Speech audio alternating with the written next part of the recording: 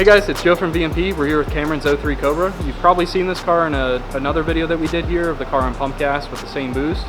Cameron went ahead and put a fuel system in the car with a set of ID injectors. Now that he's got E85 in the car, we're going to go ahead and get everything dialed in on the car, make sure air fuel's good, get the timing optimized for E85, and see what type of power she makes.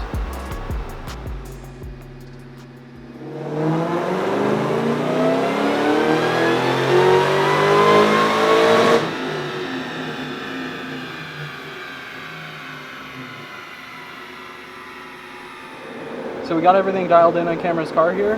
We were fighting a couple things, both the 90-degree ambient temperature, the stock intercooler system on Cobras, the fact that it doesn't have long tubes, and a few other things, but we still managed to scrounge out 658 rear wheel horsepower, 604 rear wheel torque.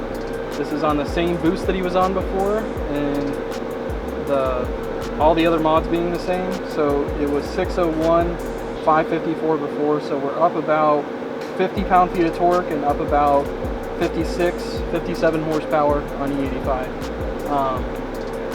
The next mods for Cameron are probably going to be like a set of long tube headers, since he still has the stock manifolds, and possibly some cooling system upgrades for the intercooler system, just to help keep temps better managed on the downstream air temp and supercharger side of things. But other than that, pretty solid. Pretty happy with the numbers. Looks like it's about 19 to 20 pounds of boost. So still very, what I'd consider to be conservative for E85. But if you guys want to see more content like what we've done here with Cameron's car, or the many other cars that we've tuned here at VMP, or you're interested in getting your car tuned, make sure you hit up Sales and Support for that.